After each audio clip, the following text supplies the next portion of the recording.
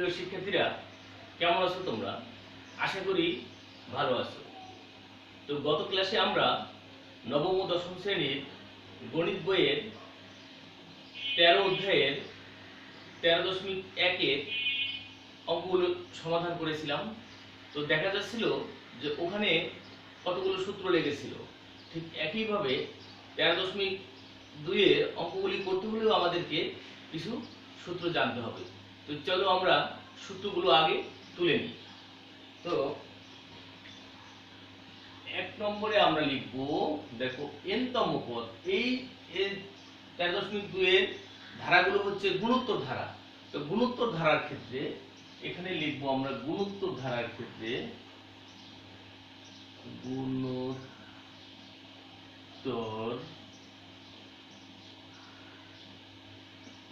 ধারার ক্ষেত্রে n-তম পদ সমান Rn-1 সমষ্টি। এটা হলো গুণোত্তর ধারার n-তম পদের সূত্র। 2 নম্বরে হলো n সংখ্যক পদের সমষ্টি সমান Sn সমান A1 minus Rn by 1 minus R।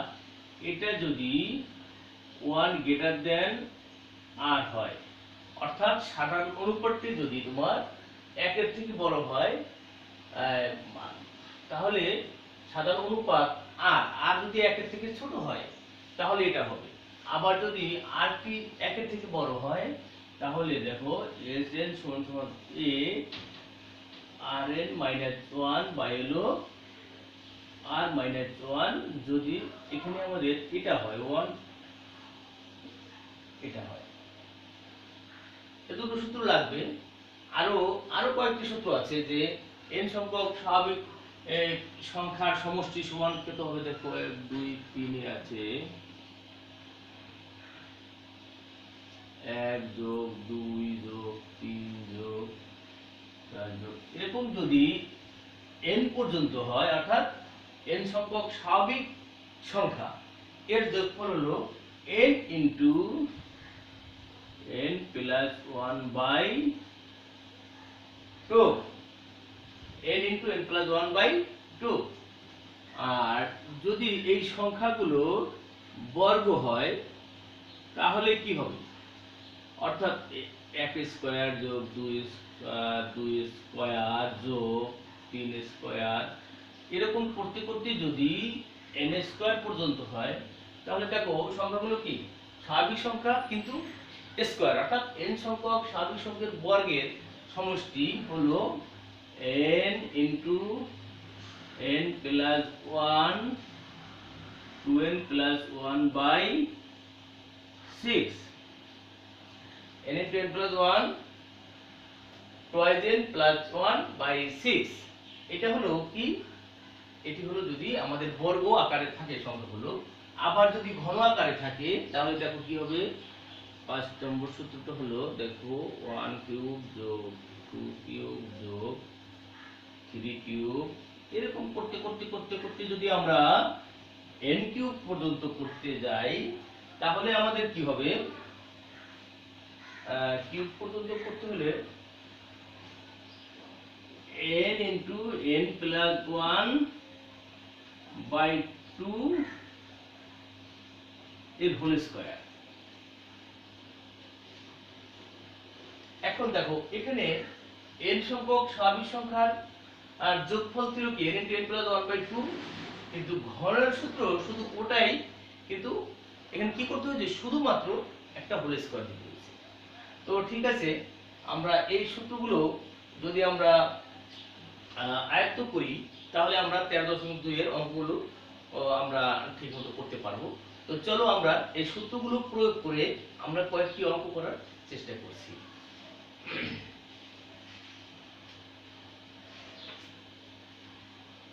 তো প্রথমে অঙ্ক আছে আমাদের এখানে 5 নম্বর অঙ্ক থেকে।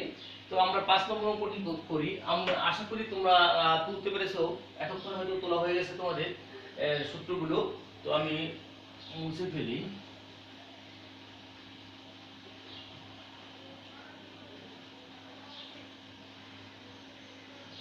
এখানে একটা বিষয় লক্ষণীয় যে 13.1 এর ধারা ছিল সমান্তর ধারা, অর্থাৎ পাশাপাশি দুইটা পদের বিয়োগফল সমান ছিল। আর এক্ষেত্রে যেহেতু আমি গুণোত্তর ধারার কথা বলেছি, তো এখানে এটা হলো কি জানো, পাশাপাশি দুটো পদের ভাগফল সমান হবে। ভাগফল সমান হলে এটাকে বলবো আমরা গুণোত্তর ধারা। তো প্রথমে আমরা 5 নম্বর অঙ্কটি করার চেষ্টা করছি। দেখো 5 নম্বর অঙ্কটিতে রয়েছে 64 প্লাস, দেখো 64 প্লাস 32 প্লাস 16, এরকম করতে করতে করতে করতে কি হবে, ধারাটির অষ্টম পদ নির্ণয় করো। এই ধারাটি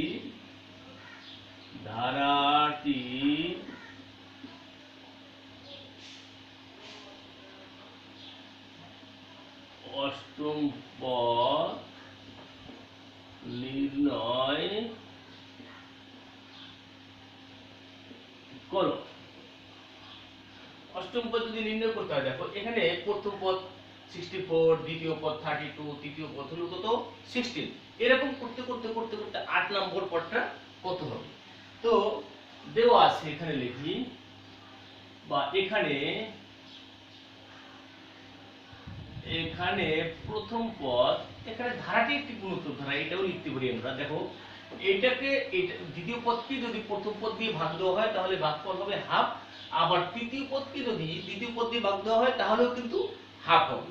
তাহলে এখানে ধারাটি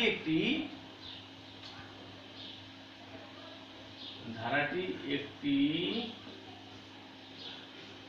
গুণোত্তর ধারা লিখি। গুণোত্তর ধারা যার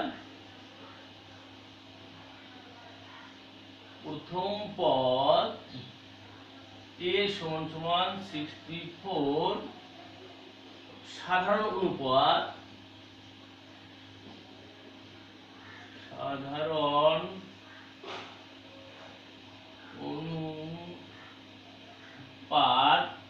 কে আমরা আর দিয়ে প্রকাশ করি।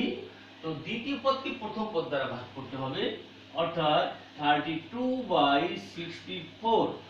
এখানে কাটলে 1 আর এখানে কাটলে 2, অর্থাৎ 1/2 হবে। তো আমরা জানি nতম পদ নির্ণয় করতে, nতম পদের সূত্রটা কি জানি আমরা জানি nতম পদ। এখন এখানে কিন্তু n এর মান হবে কত 8। তো লিখো আমরা পদ সংখ্যা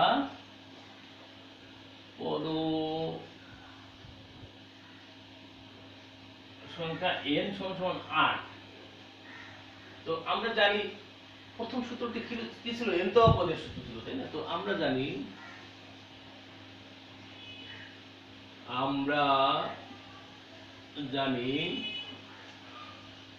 nতম পদ সমান a r n - 1,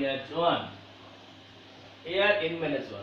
আচ্ছা, তাহলে এখানে যদি আমরা মানগুলো বসিয়ে দিই, a এর মান কত আছে, এর মান 64, 64 ইনটু r এর মান কত আছে, r এর মান দেখো হাফ, n এর মান আছে কত, n এর মান আছে 8। তো এটার পাওয়ার হলো 8 - 1 হবে। তো এখানে আমরা 64 ইনটু 1/2 এর পাওয়ার হবে কত, 8 থেকে যদি 1 মাইনাস করি তাহলে 7 হবে। 64 ইনটু 1 কে তুমি পাওয়ার যাই করো 1ই হবে। আবার 2 কে যদি 7 বার গুণ করো, দেখো 2 2 গুণ 4 2 গুণ 8 2 গুণ 16 2 গুণ 32 2 গুণ 64 2 গুণ 128, 128 হবে। তো এখন এটা দিয়ে যদি এটাকে কাটা হয় 1 আর 2 সমান সমান হাফ হাফ। তো এই ধারাটির এরকম করতে করতে করতে করতে কমতে কমতে যদি যায় তাহলে 8 নাম্বার পদটি হবে কত, হাফ। ঠিক আছে, তাহলে আমরা লিখব সুতরাং ধারাটির অষ্টম পদ হাফ। অতএব ধারাটির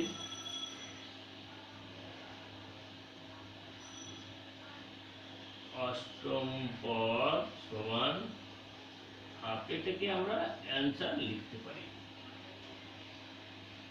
তো তোমরা বুঝতে পেরেছো আশা করছি। তো অঙ্কটি তুলো। এখন আমরা এরপরে প্রত্যেকটি অঙ্ক তো করা যাবে না, এরপরে করব আমরা 8 নম্বর অঙ্কটি, একটি ইম্পর্ট্যান্ট অঙ্ক। 8 নম্বর অঙ্কতে আমরা আরেকটা কাজ করি। তো 6 নম্বর অঙ্কটিতে সমষ্টি চেয়েছে, আমরা সমষ্টিটা করে ফেলি। সমষ্টি করে ফেলি। তো 6 নম্বর অঙ্কই করি। দেখো, তো অঙ্কটি মুছে ফেলি।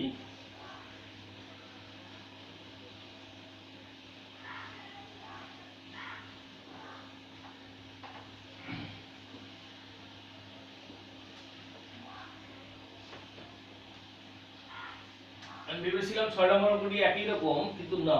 এখানে প্রথম 5 নম্বর অঙ্কটিতে ছিল পদ নির্ণয় করতে বলছে, আর 6 নম্বর অঙ্কটিতে সমষ্টি নির্ণয় করতে বলছে। তো ভিন্ন ধরনের অঙ্ক, এই জন্য আমি করে দিচ্ছি।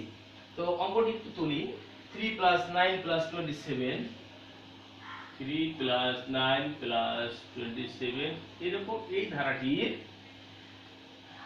ধারাটির কি করতে হবে দেখো, প্রথম 14টি পদের সমষ্টি।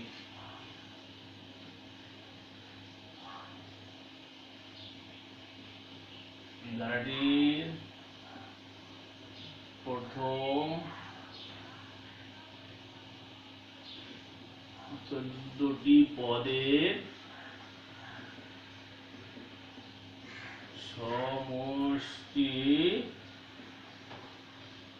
সমষ্টি কি বলছে এখানে?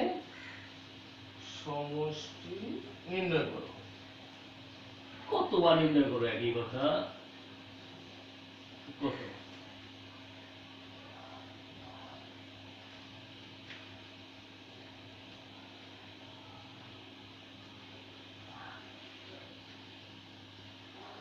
তো ধারাটি একটি কি ধারা, তোমরা নিশ্চয়ই দেখতে পাচ্ছো যে ধারাটি কিন্তু এখানে দেখো, এটা এই প্রথম পদ দিয়ে যদি দ্বিতীয় পদটিকে ভাগ দেওয়া হয় তাহলে 3 হয়, 3 3 9। আবার দ্বিতীয় পদ দ্বারা যদি তৃতীয় পদকে ভাগ করা হয় তাহলেও কিন্তু এটা কি হবে? ভাগফল 3ই হয়। অর্থাৎ দুটো পাশাপাশি পদের ভাগফল কিন্তু আমরা সমান পাচ্ছি। তো আমরা লিখি ধারাটির প্রথম পদ। ধারাটি একটি গুণোত্তর ধারা, এটাও লিখে নিতে পারি। ধারাটি একটি গুণোত্তর ধারা যার প্রথম পদ a সমান 3,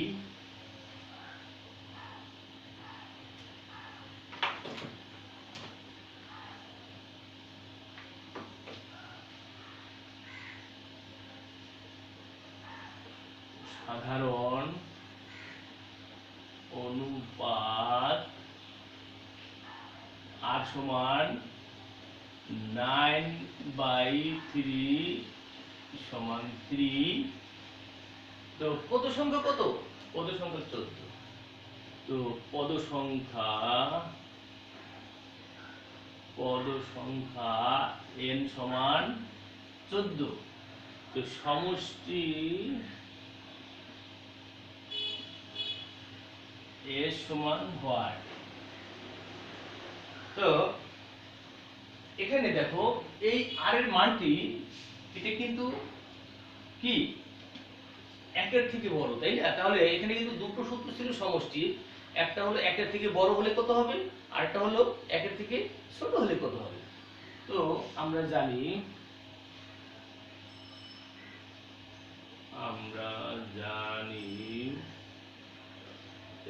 n সমান সমান a rn - 1 বাই হলো 1 আর গ্রেটার দেন 1। আর যদি বড় হয়, অর্থাৎ কথাটা হলো যদি আর বড় হয় তাহলে আর হবে আগে, ওয়ানটা হবে পরে। আর যদি ওয়ানটা বড় হয় তাহলে ওয়ানটি হবে আগে, আরটি হবে পরে। এটুকুই শুধু ডিফারেন্স মনে রাখতে হবে। তো এবারে আমরা সুতরাং s 14 নিবদের, সুতরাং যদি বলি আমরা s 14, তো এখানে কত হবে, এর মান কত, এর মান আছে 3, 3 লিখি আমরা। তো তারপরে আর এর মানও কিন্তু 3, এর মান 14 মাইনাস 1 বাই হলো কত, এটা হলো আর এর মান 3 মাইনাস 1। এখন একটা জিনিস লক্ষ্য করিও, এখানে আমাদের দেখতে হবে যে এই 14 কে যদি আমরা 3 কে যদি 14 বার গুণ করি তাহলে বিরাট একটা সংখ্যা হবে। এত বড় সংখ্যা লেখার দরকার নেই, আমরা এভাবে লিখতে পারি। দেখো 3 এবার 14 মাইনাস 1 বাই হলো কত, 3 থেকে যদি 1 বাদ যায় তাহলে 2 হয়। সুতরাং আমরা এই ওইভাবেও লিখতে পারি, অথবা 3/2 ইনটু 3 এত মাইনাস 1 এভাবে। কারণ 3 কে যদি 14 বার মানে গুণ করো, 3 পাওয়ার 14 করো, অনেক বড় একটা সংখ্যা হবে। এত বড় সংখ্যা লেখার কোনো দরকার নেই, তোমরা এটুকু লিখলেই বুঝতে পারবে শিক্ষকটা যে ঠিক আছে তুমি বুঝতে পেরেছো অঙ্কটি বা পেরেছো, করতে পেরেছো। তো অ্যানসারই হবে অঙ্কটির 14টি পদের সমষ্টি, কিন্তু এটা হবে। উত্তর আমরা লিখব, লিখতে পারি, উত্তর লিখব আমরা 14টি পদের সমষ্টি, বা 14টি পদের সমষ্টি দরকার নেই। উত্তর 3/2 3/14 মাইনাস 1, এটা লিখতে যথেষ্ট। তো তোমরা হয়তো বুঝতে পেরেছো এবং এতক্ষণে খাতায় তুলতে পেরেছো। তো আমরা পরের অঙ্কটি করার চেষ্টা করি, দেখি একই রকম কিনা। তো এখানে দেখো পরের অঙ্কটিও একটু ভিন্ন রকম। তো আমরা 7 নম্বর অঙ্কটি করার চেষ্টা করছি। তো দেখো কিভাবে করা যায়, অঙ্কটি মুছে ফেলি।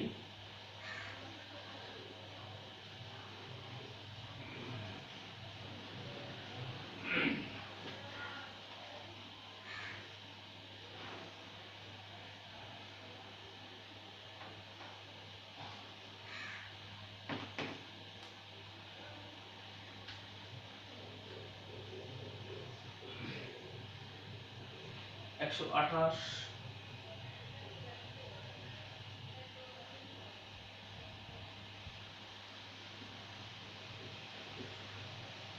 গাড়ির কোন পথ হাফ?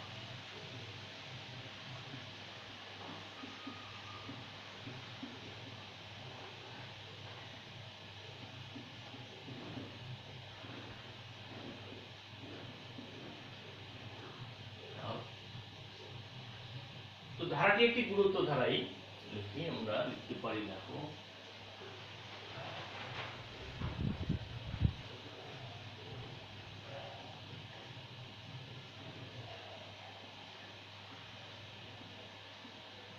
গুণোত্তর ধারা আমরা কিভাবে বুঝলাম, দেখো 64 কে যদি এটা দিয়ে ভাগ করা হয় তাহলে হাফ হবে, আবার এটাকে এটা দ্বারা ভাগ করলে হাফ হবে। তাহলে এভাবেই কিন্তু বুঝতে হবে যে ভাগফল সমান নাকি বিয়োগফল সমান। এটি গুণোত্তর ধারা, যার প্রথম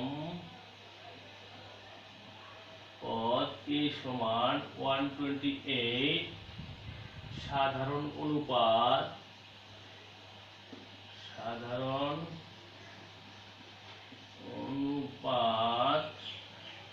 কত, সাধারণ অনুপাত r সমান 64/128 কাটলে কত হবে, ইকুয়াল টু হাফ। এখন বলছে কোন পদ। তো মনে করি ধারের n-তম পদ এত। দেখো মনে করি ধারাটির n-তম পদ সমান হাফ। এই হাফ কিন্তু এই হাফ নয়, এই হাফটা হলো কিন্তু এই অঙ্কে যে দেয়া আছে এটা। তো আমরা nতম পদের সূত্রে জানি কি, দেখো আমরা জানি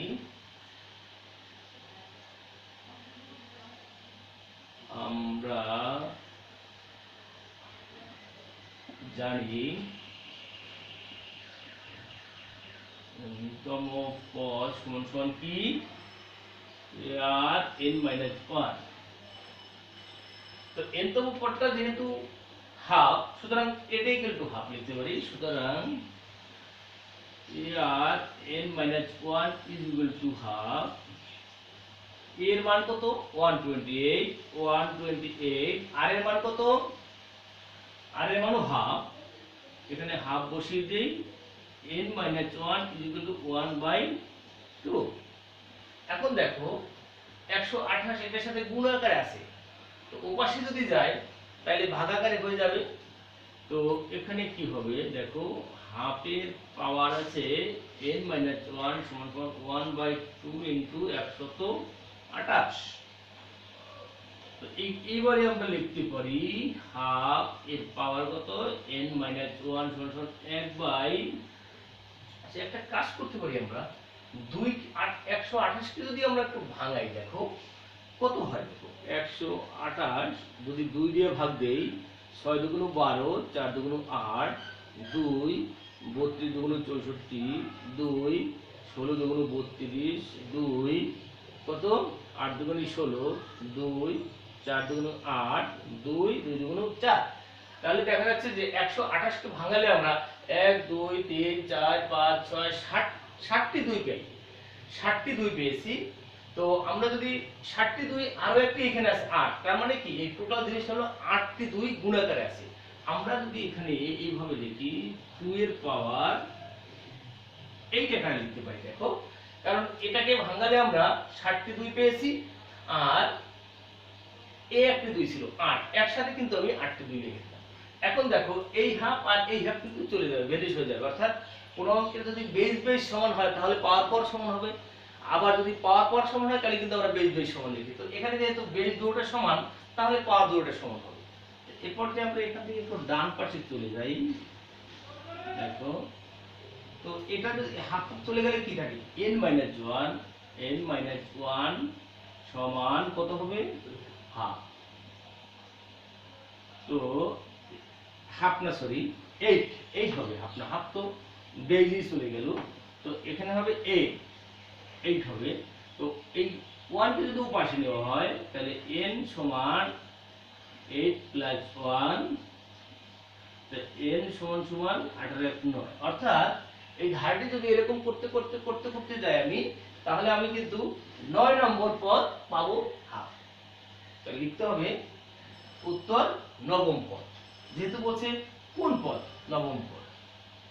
সুতরাং ধারাটির নবম পদ সমান হবে হাফ। উত্তর নবম পদ। তো আশা করছি বুঝতে পারছো তোমরা অঙ্কটি, এবং খাতায় তুলে ফেলো। এরপরে আমরা যে অঙ্কটি করব সেই অঙ্কটি 8 নম্বর অঙ্ক, এবং এই ধরনের অঙ্ক কিন্তু আসে, ইম্পর্টেন্ট, অনেক ইম্পর্টেন্ট অঙ্ক। দেখা যায় এই তথ্য দিয়ে একটা সৃজনশীল অঙ্ক পুরো এসে পড়ে, বা এই তথ্য না দিলেও এখানে যে তথ্য ছিল এই সেম এরকম করে তথ্যটি শুধু ঘুরিয়ে দিতে পারে। এই জন্য এই ধরনের অঙ্ক আমাদেরকে অবশ্যই বুঝতে হবে। একটু বড় হতে পারে অঙ্কটি, কিন্তু সোজা। তো আমরা চলো 8 নম্বর অঙ্কটি একটু বোর্ডে তুলি। 8 নম্বর অঙ্কটি করতে গেলে আমরা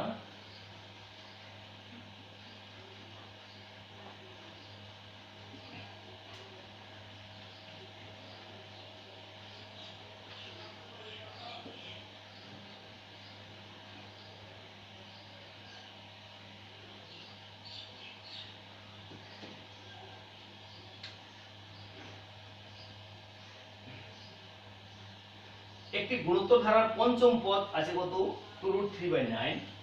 লিখি অঙ্কটা, যদি লিখি একটি গুণোত্তর ধারার কত, পঞ্চম পদ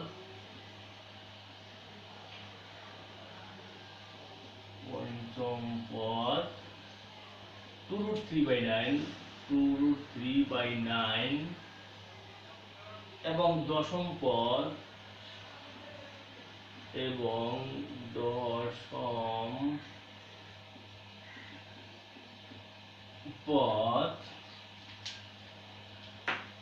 দশম পদ কত 8√2/8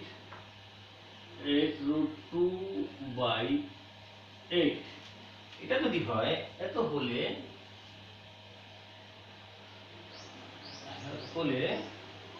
ধারাটির তৃতীয় পদ নির্ণয় করো। ধারাটির তৃতীয় পদ নির্ণয় করো।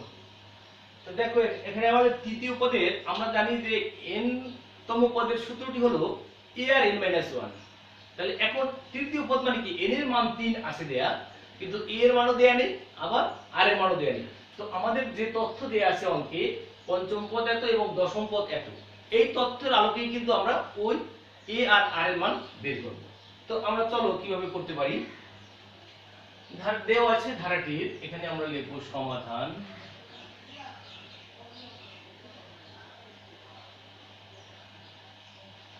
মনে করি ধারাটি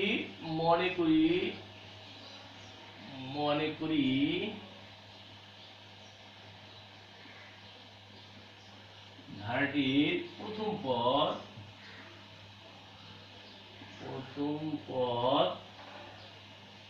a সাধারণ অনুপাত 8। ধারাটি লিখি আমরা, ধারাটির সাধারণ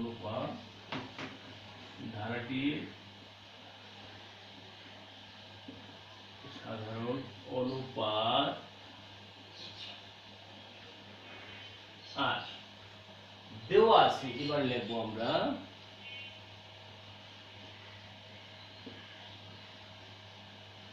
দেওয়া আছে পঞ্চম পদ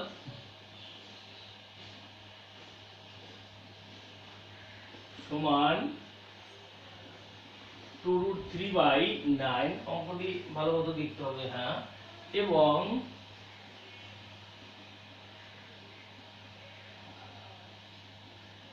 দশম পদ সমান আছে কত 8√2/8। 8√2/8 হবে না, অঙ্কটিতে বোধহয় ভুল আছে। 8√2/81 আছে, অঙ্কটিতে ভুল আছে দেওয়া বইতে, আমার কাছে যে বইটি আছে ওটাতে ভুল আছে, 81 হবে। 8√2/81 আমার কাছে বইটি, কিন্তু তোমরা দেখবে যে এটা কত সালের বই, বইটিতে ভুল আছে নিঃসন্দেহে, এটা হবে না। আমার 2016 সালের বইটি আছে আমার কাছে। তো এই বইটিতে দেখবা তোমরা এখানে শুধু 8 উঠেছে, এটা আসলে 81 হবে, কারণ 8 হতে পারে না। 8 যদি হতো তাহলে তো এইটা 8 কাটা যেত, তাহলে ওটা কোনো অঙ্ক হতো না। তো ঠিক আছে, এটা আছে। তাহলে আমরা এখন দেখো n তম পদের সূত্র কি জানি, সূত্রটি আমরা একটু লিখি। আমরা জানি n তম পদ সমান কি a আর n - 1। এটা তো ছিল গুণোত্তর ধারার n তম পদের সূত্র। তো আমরা এখন দেখো n তম মানে পঞ্চম পদ, n এর জায়গায় যদি আমি 5 বসিয়ে দিই তাহলে পঞ্চম পদটা হবে এটা। তাহলে আমরা লিখব প্রশ্ন মতে আমরা লিখব a হলো এর মান নাই a আর পঞ্চম পদ অর্থাৎ 5 - 1 সমান হবে 2√3/9। এখান থেকে যদি আমরা মাইনাস করে দেই, আর 5 থেকে 1 4 হবে, তাই না, সমান 2√3/9। 21 নাম্বার দিব আমরা 1। তো এবারে আমরা এখান থেকে আরেকটা ইকুয়েশন তৈরি করতে পারবো। তো এটা যেহেতু দশম পদ আছে, এবং লিখব এবং আর 10 - 1 ইকুয়াল টু কত হবে 8√2/8। 81। তো এখন যদি এখান থেকে আবার মাইনাস করি, তো a আর 9 ইজ ইকুয়াল টু 8√2/81। এটাকে আমরা ইকুয়েশন নাম্বার 2 দিব। তো এখন অনেক ক্ষেত্রে কিন্তু দেখো, আমি সৃজনশীল অঙ্ক যখন আসবে এরকম তথ্য দেয়া থাকবে, এরকম তথ্য থেকে আমাদের বলতে পারে কি দুটো সমীকরণ গঠন করো। ক নম্বরে বলে দুটো সমীকরণ গঠন করো। তো দেখো সেরকম যদি অঙ্ক হয় তাহলে কিন্তু এই পর্যন্ত হয়ে গেছে। তারপর খ নম্বরে হয়তো বলবে এই যে অঙ্কটিতে যে জিনিসটি চেয়েছে, অর্থাৎ ধারাটির তৃতীয় পদ নির্ণয় করো, এটি খ নম্বরে, তার মানে তারপরের থেকে যতটুকু আমরা করবো এখন ওটা খ নম্বরে হয়ে যাবে। গ নম্বরে এরকম আরেকটা তথ্য দেওয়া থাকবে, যা আমার এই তথ্যগুলো দিয়েই ওই তথ্য মানটা বের করতে হবে। তো ঠিক আছে, তো আমরা একটু বোর্ড পরিষ্কার করি, যেহেতু বোর্ড ছোট আমাদের একসাথে করা যাবে না ছোট বোর্ডের কারণে। তো আমরা একটু মুছে ফেলি প্রথম থেকেই।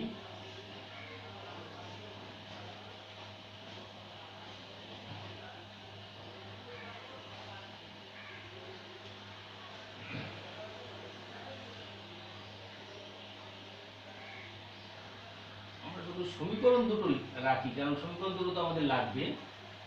এই পর্যায়ে আমরা কি করব, এই পর্যায়ে আমরা 2 নম্বর সমীকরণকে যদি 1 নম্বর সমীকরণ দ্বারা ভাগ করি তাহলে কি হয় দেখো। সমীকরণ দেখো, সমীকরণ 2 কে 1 দ্বারা ভাগ করি। 2 নম্বরকে 1 নম্বর দ্বারা ভাগ করলাম। তো এখানে 2 নম্বর বাম পাশে আছে কত দেখো তো, a আর 9, আর ডান পাশে আছে কত, এই যে এটা 1 নম্বরের বাম পাশে আছে a আর 4, a আর to the power 4 is equal to কত হবে দেখো, এটা আছে 8√2/81। এটা নিচে না লিখে আমি ডান পাশে লিখলাম, নিচে লিখলে একটু বড় হয়ে যাবে, তো ডান পাশে লিখলাম। তো কত 2√3/9। বুঝতে পেরেছো, এই পাশে নিচে দিয়েছি, এই পাশে কিছু ডান পাশে ভাগ চিহ্ন দিয়ে দিয়েছি, এভাবেও লিখতে পারবে তোমরা। তো এখানে আমাদের দেখো এই a আর এই a যদি কাটা যায় তাহলে থাকে দেখো r এর পাওয়ার 9, আর তাহলে বেস যদি একই হয় ভাগ থাকলে কি হয়, পাওয়ার পরে বিয়োগ হয়ে যায়। তো আমরা এখানে লিখতে পারি r9 - 4 ইজ ইকুয়াল টু, এখন আমরা এই ভাগটিকে আমরা উল্টিয়ে গুণ করে দেব, 8√2/81 ইনটু 9/2√3। বুঝতে পেরেছো যে ভাগ উল্টালে কিন্তু গুণ হয়ে যায়, তো এটা উপরে গেল, এটা নিচে আসলো।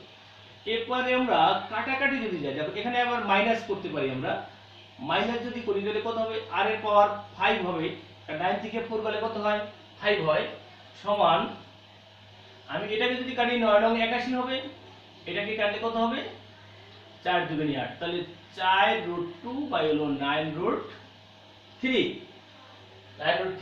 এবারে আমরা একটা কাজ করতে পারি, দেখো সেই জিনিসটি হলো r⁵ ইজ ইকুয়াল টু এই 4 কে আমরা দেখো এই পাশে একটু ভাঙাই, 4 মানে হলো 2 * 2, ঠিক আছে। এখন আমরা জানি একটা 2 সমান সমান কত, দুটো √2। তো এই 2 কে যদি আমরা √2 * √2 করি, একই সাথে দেখো এত বড় লিখি, হয়তো তোমরা দেখতে পারছো না, বড় লেখার চেষ্টা করছি। এই 2 কে যদি আমরা √2 * √2 লিখি তাহলে এই 2 কে আমরা √2 * √2 লিখতে পারি। এখানে দেখো কয়টি √2 হলো, 4টি, তার মানে একটা 4 ইজ ইকুয়াল টু 4টা √2। আর এখানে কিন্তু আমার আরো একটি √2 রয়ে গেছে, তাহলে মোট উপরে আছে 5টি √2, ঠিক আছে। তো তো এবারে আবার নিচের 9 কে দেখি আমরা যদি ওইভাবেই ভাঙার চেষ্টা করি, 9 3 * 3, 9 সমান 3 * 3।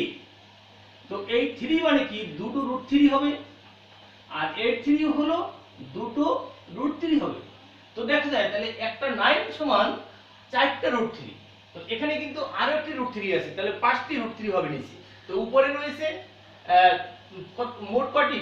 4টি আর এক 5টি, আর এখানে 4টি আর এক 5টি, অর্থাৎ উপরেও 5টি আছে নিচেও 5টি আছে। তো এটাকে যদি আমি এভাবে ভাঙাতে চেষ্টা করি, দেখো √2/√3 এর পাওয়ার কত করব আমরা? 5।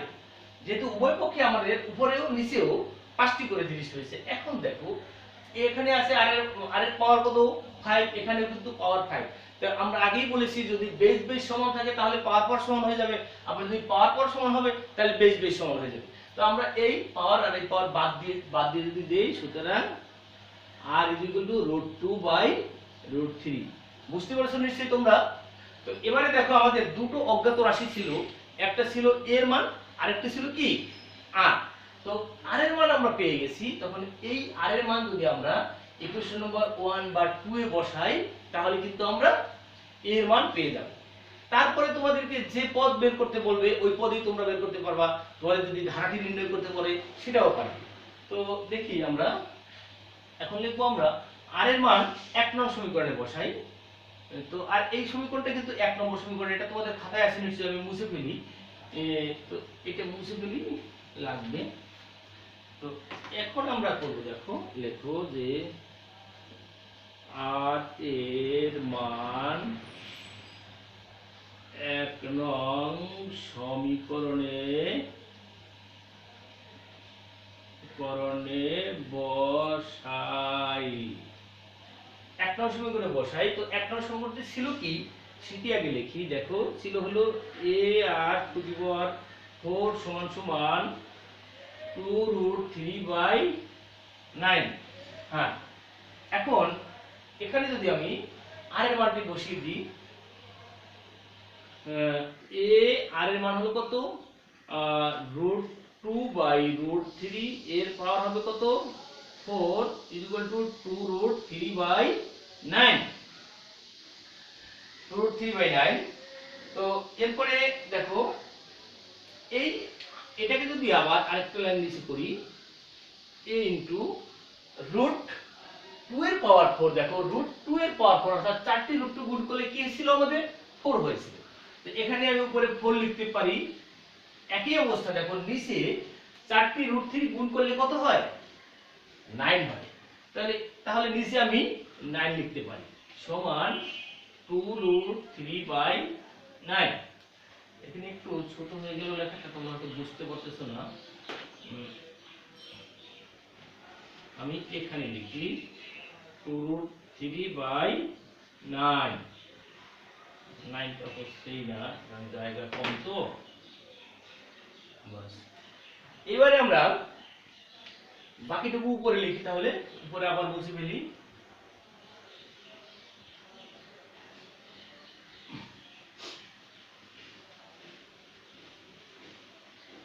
এখানে কিন্তু r এর মানটি আমাদের লাগবে। তো এখানে r এর মানটা লেখা থাকুক, এটা আমরা এখনই মুছবো না। তো এখানে এরপরে কি হবে দেখো, এখন এখানে এর সাথে 4/9 কিভাবে আছে? গুণাকারে আছে, তাই না? তো ওপাশে যদি যায় তাহলে কি ভাগাকারে হয়ে যাবে, ভাগ আবার উল্টালে কিন্তু গুণ হয়ে যাবে। তো a লিখবো আমরা, ওপাশে যা আছে লিখি 2√3/9। এখানে এটা দেবে উপরে, ওটা আসবে নিচে, গুণ 9/কত? 4। এই 9 কেটে দিলাম, এটা যদি কাটি তাহলে 2 হয়। সুতরাং a কত? √3/2। তো তাহলে আমরা a আর r এর মান যেহেতু বের করতে পেরেছি, তাহলে কিন্তু এখন অঙ্ক এই গুণোত্তর ধারায় যা বের করতে বলবে তুমি সবই পারবে। তো এখানে আমাদের অঙ্কটিতে বলা হয়েছে তৃতীয় পদ। সুতরাং তৃতীয় পদ কত লেখো? সুতরাং তৃতীয় পদ সমান কত হবে? a আর 3 - 1 হবে। এখানে যদি 15তম পদ বলতো তাহলে কি হতো? 15 - 1 হবে। তো আমরা লিখবো এখানে দেখো a আর 3 থেকে যদি 1 মাইনাস করি তাহলে 2 হবে। তো এখন আমরা এর মানটি ছিল কত? এই মাত্র বের করলাম আমরা, 3√3/2 ইনটু আর এর মান ছিল কত? √2/√3। এর হলো, যেহেতু এখানে স্কয়ার আছে এখানে আমরা স্কয়ার দিতে পারি। এবারে আমরা নিচে একটু মুছে ফেলি। তো এবারে আমরা দেখো √3/2 ইন্টু √2 কে যদি স্কয়ার করি মানে দুটো √2 গুণ করলে কি হবে 2 হয় 2 হয়। আর নিচের দুটো √3 গুণ করলে কিন্তু 3 হবে, কিন্তু ওটা আমরা লিখবো না, ওটা আমরা দুটো √3 আকারে লিখি। এর কারণ হলো দেখো উপরে একটা √3 আমাদের আছে, এজন্য একটা কিন্তু কেটে দিব, এই কারণে কিন্তু আমরা ওইভাবে করলাম না। এবারে দেখো এই √3 আর এই √3 কাটা যায়, আর এই √2 আর এই √2 কাটা যায়। তো উপরে যদি কিছুই না থাকে 1 কিন্তু মাস্ট থাকবে, তাহলে উপরে রয়ে গেল কত 1, নিচে হলো কত 3 √3, তাই না? তাহলে এই অঙ্কটির তৃতীয় পদ কিন্তু আসলে 1/√3। এই অঙ্কটি যদি তোমরা বুঝো, আশা করি এই প্রশ্নমালা যে ধরনের অঙ্ক বোর্ডে আসে সেই অঙ্কগুলি অবশ্যই তোমরা পারবে। কারণ এ আর অর্থাৎ এ আর আর এর মান যদি বের করতে পারো, অর্থাৎ প্রথম পদ আর সাধারণ অনুপাত হলো এই অঙ্কের মূল বিষয়, এগুলো যদি তোমরা করতে পারো তাহলে কিন্তু সব কিছু বের করতে পারবে। তো লেখো নির্ণেয় মান বা তৃতীয় পদ নির্ণয় করো। তো আমরা লিখতে পারি তৃতীয় পদ যেহেতু লিখেছি তে উত্তর 1/√3। তো আমরা অঙ্কটি করলাম, আশা করছি অঙ্কটি তোমরা বুঝতে পেরেছো।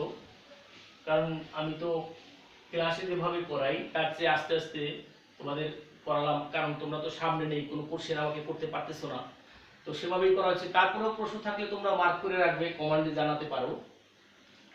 তো আজকে বোধহয় আমাদের আর হাতে সময় নেই, আমরা পরবর্তী ক্লাসে আমরা বাকি অঙ্কগুলো করার চেষ্টা করব।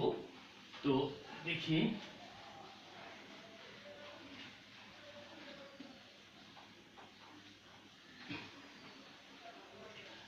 ঠিক আছে, তোমাদের ধন্যবাদ জানিয়ে আজকের ক্লাস এখানে শেষ করি। ভালো থেকো।